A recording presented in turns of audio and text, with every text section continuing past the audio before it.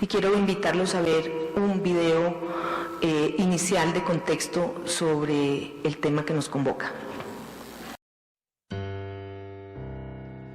El secuestro fue una práctica sistemática utilizada principalmente por las guerrillas. Durante el conflicto armado, estos grupos utilizaron el secuestro con el propósito de obtener recursos económicos para el alzamiento armado, presionar el intercambio humanitario de prisioneros que se encontraban en las cárceles, ejercer control territorial y obtener ventajas militares. El secuestro convirtió a las personas en mercancía, en objetos de transacción, y supuso una red de operaciones ilegales que involucró a actores distintos a las guerrillas. Y el secuestro es posiblemente una de las grandes heridas que deja el conflicto armado en el país. Y es muy profunda porque afecta directamente algunos de los valores principales que tenemos los seres humanos. La libertad, por ejemplo, la dignidad, la identidad, la intimidad. Los secuestrados y sus familias, así como las comunidades a las que pertenecían, sufrieron tratos crueles e inhumanos y graves afectaciones contra la libertad y la dignidad humanas, cuyas múltiples consecuencias aún permanecen.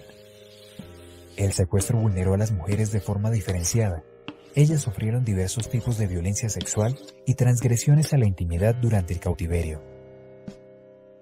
El secuestro llegó a una degradación tal que no distinguió a niñas, niños, adolescentes, jóvenes ni adultos mayores, considerados poblaciones de especial protección.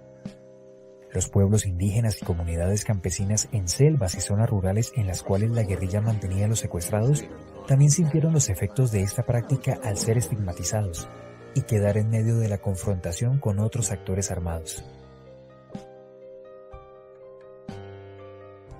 A partir del 95, que empieza, digamos, el giro civil de la contienda, el momento crítico, el secuestro va a ir en ascenso hasta el pico impresionante del año 2002 con 4.001 secuestrados, porque aquí están el ELN, están las FARC y están los paramilitares secuestrando.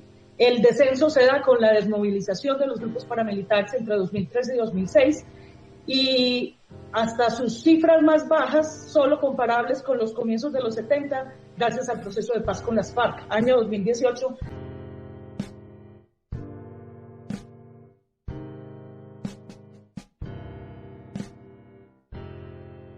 La actividad revolucionaria no da derecho a secuestrar a alguien.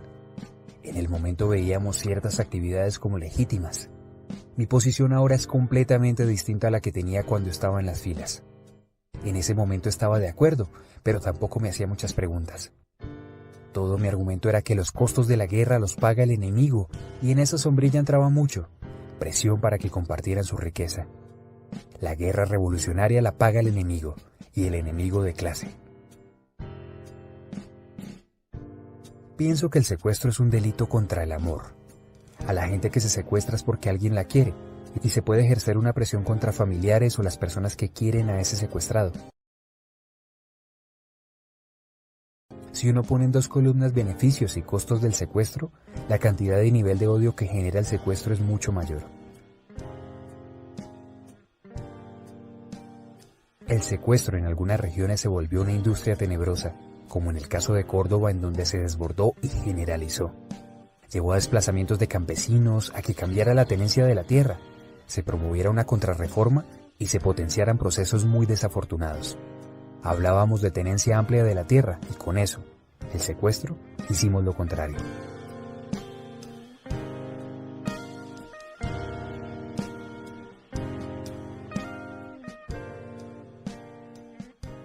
Tristemente no nos pudimos conocer en persona, pero sí creamos un vínculo entre los dos muy fuerte a través de los mensajes que yo le pude enviar por los medios de comunicación, en especial por la radio. Yo le enviaba a él mensajes por la emisora La Carrilera, y mi padre a su vez me enviaba cartas cuando la guerrilla lo permitía. Yo digo que la familia del secuestrado también se siente secuestrada, también se siente capturada, y yo en ese orden de ideas pasé muchos años sufriendo, y luego de muchos años asimilé que inclusive culpándome y juzgándome, no dándome el derecho de vivir porque creía que no era justo que yo estuviera viviendo, disfrutando, gozando mientras ellos sufrían. Entonces, uno también es secuestrado mientras está aquí desde el otro lado.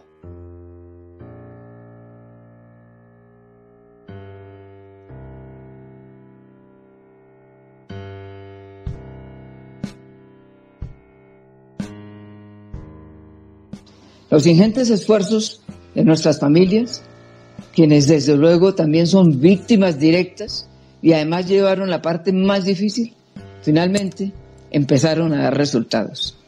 Acá, en Colombia, satanizaron el intercambio humanitario. Peor aún, lo politizaron. Algunos indolentes lo volvieron incluso tema de campaña. Hasta hicieron camisetas con ese tema. ¡Qué dolor y qué afrenta a la vida!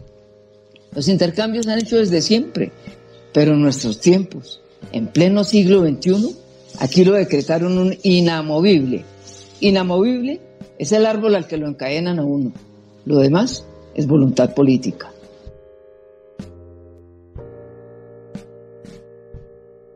La Comisión de la Verdad propició un diálogo privado entre víctimas y responsables del secuestro, en el cual se evidenciaron prevenciones, temores y dolores, pero también se compartieron reflexiones para sanar, cerrar heridas y construir caminos de paz. Durante estos espacios se han discutido los impactos que dejó el secuestro en quienes fueron liberados, rescatados o quienes huyeron. La comisión ha escuchado en voz de las familias sobre la huella imborrable que deja el secuestro, particularmente en aquellas cuyos familiares fueron asesinados y desaparecidos.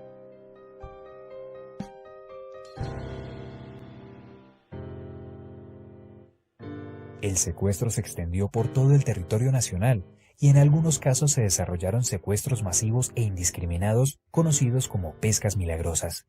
En el marco del proceso nacional, la Comisión ha desarrollado procesos de reconocimientos sobre el secuestro a nivel territorial, abordando los impactos en las comunidades y los territorios. En Colombia se ha reducido el 90% de la práctica del secuestro en el marco del conflicto armado. Parte de las FARC es un hecho histórico que hace parte de un proceso restaurativo de la dignidad, tanto de las víctimas como de ellos mismos como responsables.